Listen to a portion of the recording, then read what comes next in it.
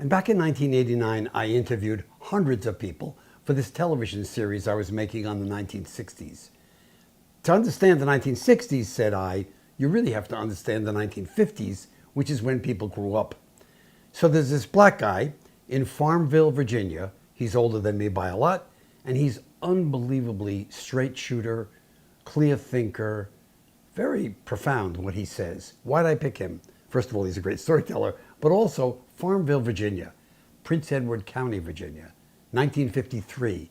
The Supreme Court passes Brown versus Board of Education, stopping segregated schools. What does Prince Edward County do? Shuts the schools, all the schools.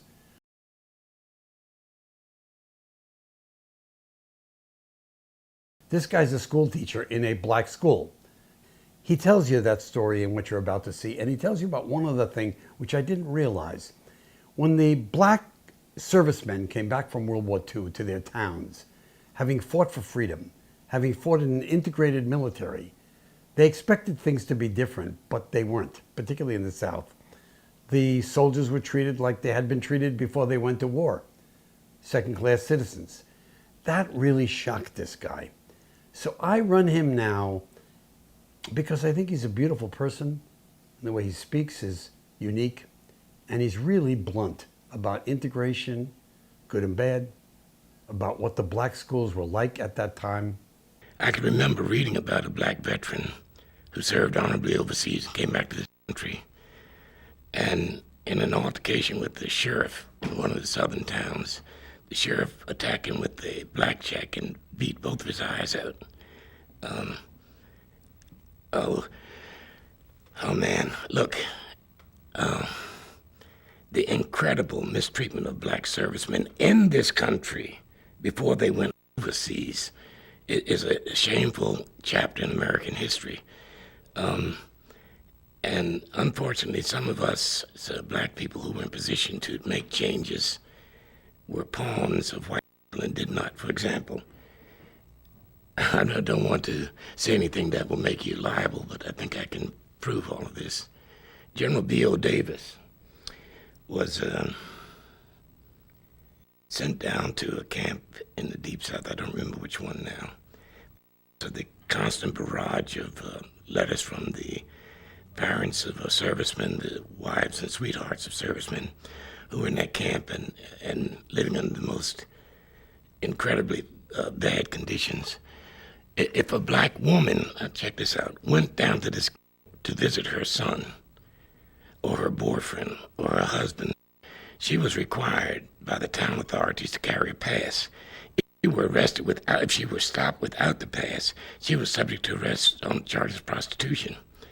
Can you imagine this? When they returned to this country, they found business as usual, the same routine and so forth. Things had in no way improved.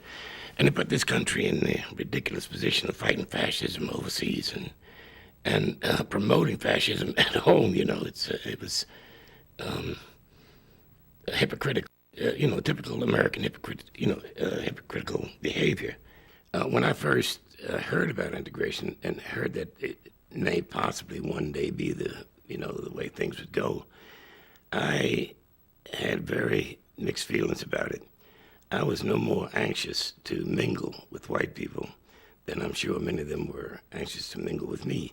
I felt the same reservations, the same prejudices, I guess I may as well say, that any of them felt, So I was not at all thrilled over the prospect. But as time went on, I began to realize that possibly this was, after all, the only way that the terrible injustices could be somewhat alleviated.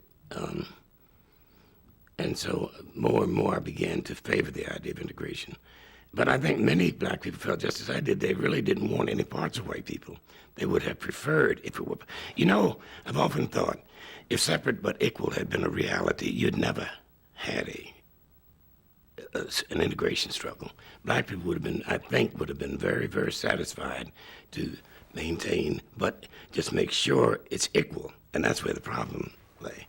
Our Moton High School, a joke, man, with a couple of tar paper shacks, which were unsightly, and compared to Farmville High School. You know, this is the idea of separate but equal. Books so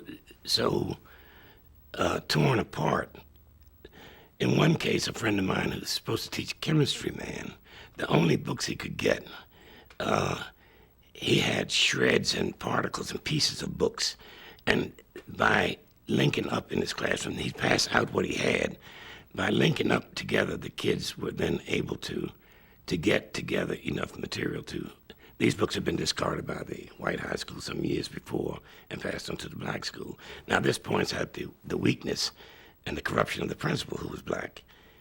This teacher, friend of mine, not knowing the chain of commands, his brand new teacher, went to the superintendent and said, look what I've got to work. I can't work with it. How can I teach chemistry with this junk?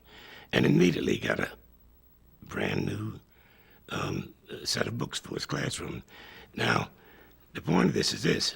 That principal could also have done that, but it was better for the principal to report a surplus at the end of this. That happened. Well, I don't want to get too personal, but I could cite you another instance in Farmville of the same kind of thinking. It's better to report a surplus at the end of the year, thus protecting myself, making myself the fair-haired boy downtown, than to go down and ask for materials that are absolutely, desperately needed by the children. Just to pass and look at the physical plants would have told you what a fallacy, what a joke, what a hoax separate but equal was. There's no way in the world that any reasonable person could compare Moton High School, as I said, a small brick building, maybe 4, maybe 5 classrooms, supplemented by 2 tar paper shacks, which were ugly and unsightly. There's no way in the world you could have compared that with Farmville High School. That look at Moton, the outlying buildings were heated by wood stoves. Now, one of the teachers, in addition to teaching classes, in addition to driving the school bus, had the additional responsibility of keeping the fires going in these buildings. At the white high school, they had a janitor. You know, the disparity was, just ridiculous. There was absolutely no separate but equal. It was separate, all right, and very unequal. I foresaw, I thought I saw that it might come to bloodshed, and I wondered if it were worth it for any single person to die for something like that. As I said, my thing had always been separate but equal, but truly equal in a meaningful sense.